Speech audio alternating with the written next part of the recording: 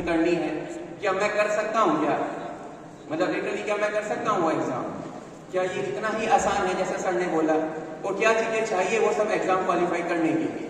ठीक है, तो अब अगर मैं बोलता हूँ बच्चों, जैसे IIT जैम की बात करूँ या जैसे सर ने जेस्ट के बारे में बोला, CSI नेट के बारे में बोला, सिलेबस सभी चीज का बिल्कुल सेम है। अगर कोई बच्चा ग्रेजुएशन में है या पोस्ट ग्रेजुएशन के अंदर है और वो सोच रहा है कि मैं IIT जैम करूँ, तो मेरा उसको सजेशन यही होगा IIT जैम में CSI नेट की ही प्रिपरेशन करो, क्योंकि सिलेबस बिल्कुल सेम है हमारा। उससे होगा क्या, हमारा एक माइंडसेट क्लियर होगा कि भाई नहीं, हमें ना अपना जो एम है वो यही रखना है। क्या ही होगा, फेलियर मिलेगा, एग्जाम क्वालिफाई नहीं होगा हमारा, ज्यादा यही होगा ना। लेकिन ज्यादा जरूरी क्या होता है, हमारा ये सफर। जैसे एक एग्जांपल देता हूँ मैं आप लोगों को, हम लोगों ने जब +1 +2 में साइंस स्ट्रीम को, लगता है बहुत ही छोटी चीज है ना, ये तो बहुत ही आसान था, हम लोगों को उस टाइम पर ही हम ऐसे ही डर रहे थे उसमें। तो सेम इसी एग्जाम को लेकर भी यही एक डर बना हुआ है कि IIT का एग्जाम है ना, जाके अंदर जाकर क्या होने वाला है। बिलीव मी, 2019 से मैं इस फील्ड में मतलब बच्चों को पढ़ा रहा हूँ CSI नेट के लिए या IIT जैम के लिए। और ऐसा नहीं है कि मेरे पास जो स्टूडेंट्स थे या हमारे पास जो स्टूडेंट्स रहते हैं वो बहुत ही बड़े बड़े इंस्टीट्यूट से, बहुत बचपन से ही बहुत ब्रिलियंट ऐसे रहे हो, बिल्कुल ऐसा नहीं है। बस हाँ, एक चीज उनके अंदर थी, वो थी डेडिकेशन, कि भाई अब हम आ गए ना, अब हमें करना है तो मतलब करना है। लाइफ में अभी तक क्या हुआ हमें फर्क नहीं पड़ता, आज क्या करने वाले हैं उससे फर्क पड़ता है।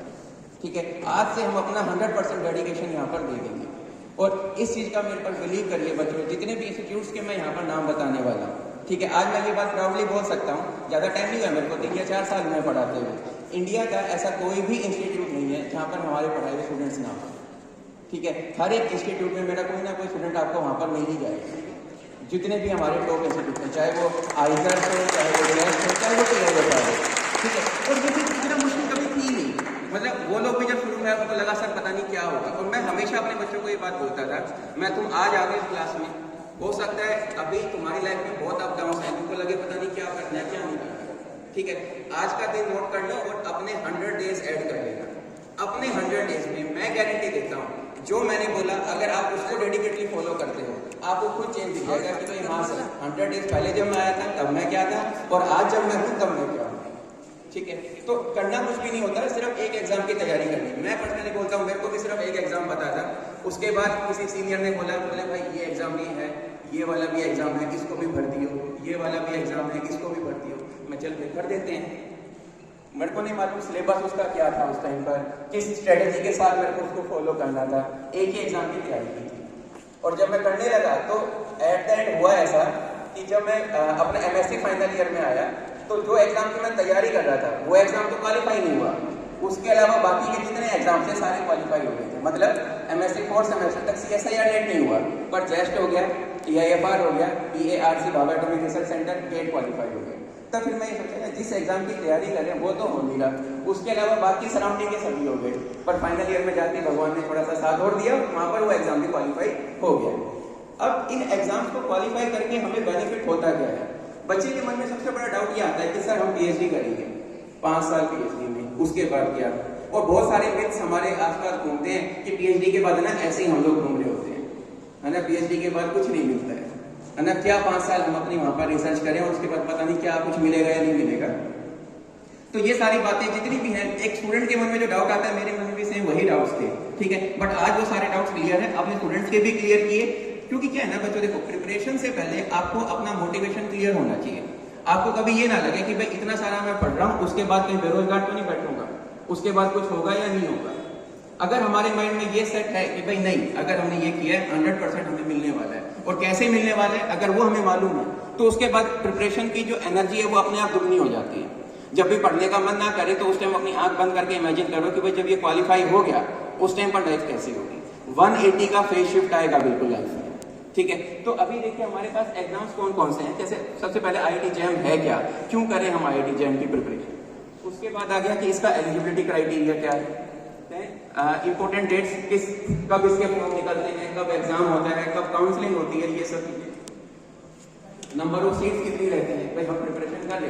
देखिए बच्चों, मतलब आचार्य चाणक्य ने ये बात बोली थी कि भाई अगर हमें अपने बारे में अपनी जंग हमेशा जीतेंगे, यहाँ पर हमारा जो टारगेट है वो हमारा एग्जाम है।